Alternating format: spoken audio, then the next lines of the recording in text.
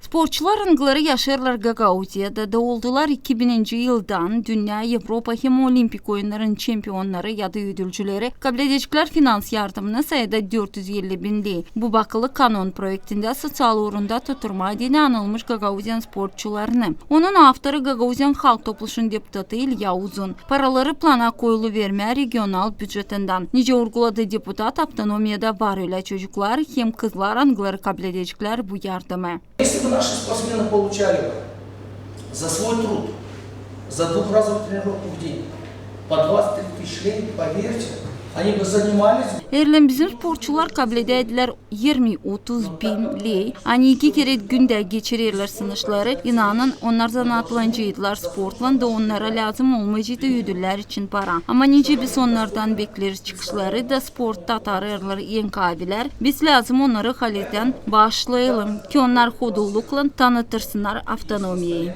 Deputat Alexander Tarnavski nişanı da aynı kanunu kabul ederseydiler, o çekilecek işleme büyük ayın birinden 2023 yılda. Da sporçular varınca olacak kabul etsinler finans yardımına.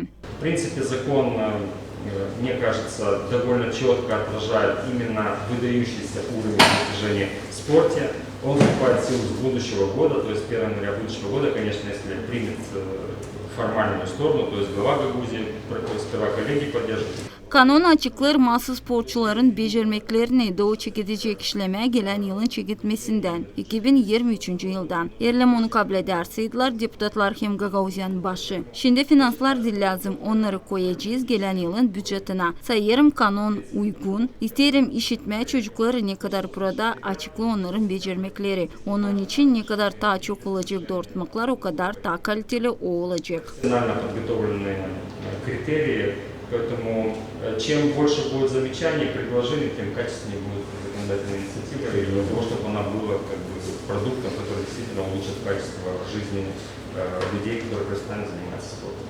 Хочется поблагодарить Илья Семеновича за его настойчивость, он давно говорит о этом проекте, и вот есть уже трафарет. İsterim şükür etme İlya Uzun'u bu kanon projekti için hangisi sevindirecek bizim şampiyonları hem de onları kim olacak şampiyon. Da biz kabul edeceğiz kanonu hangisi için söyledi Alexander Grigoryeviç. Da insanlar bilecekler hani kanonda bakılı ödemediğini şampiyonlara yev için ya da başka uğra finansları hangileri koyulacaklar her yıl avtonomiyanın bütçetine. Конкретные финансовые средства, которые будут закладываться ежегодно в бюджете нашей автономии. Sportsmenler kendileri varınca kararlısına nereye harcamak kabul edilmiş finansları. Hep öyle deputatlarına saat ettiler vermeyen sporçulara her aylık stipendiyi 5.000 liraya kadar. В этой связи, я думаю, что не меньше мы должны уделять внимание спортивным секциям, которые сегодня работают. Bununla bağlı biz lazım yasaba alalım sport çevirilerini de hangileri işlerle kasabalarda, köylerde alma onlara abadanlık verme motivasiya trenerlara hem sporçulara. Bu pek önemli pay da lazım nesisi kanun projektini hazırlamak ki bu sistemayı doğrultma. Какой-то законопроект подготовить, чтобы эту систему выстроить, увязать. Sporçular nişanladılar, hani Gagauziyada yok pek çok sporçu hangileri kazandılar yüksek yerleri dünya hem olimpik oyunlarında da 450 bin leyin vermesi bu iyi stimul gençlere dini gitmeleri hem kaldırma devlet bayrağını halklar arası yarışmaklarda. Eğer sporçu sıradaki keret kalkacak yüksek basama o zaman ta bir keret kabul edecek bu yardımı. Я хочу объяснить так, чтобы все поняли, что градация не нужна. Для премирования по градации у нас есть отдельное наше положение, отдельное наше постановление. А что касаемо вот поддержки для приобретения жилья, там вот этой вот программы.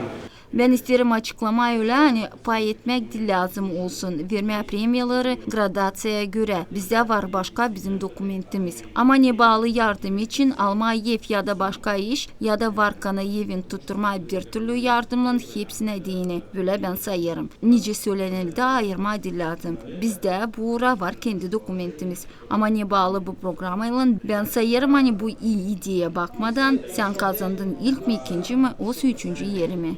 Вот этой программы субсидий на строительство либо приобретение жилья, конечно же, я думаю, что это замечательная идея унифицировать и объединить вот эту сумму, независимо от того, занято 3-е место, 2-е место, 1-е место.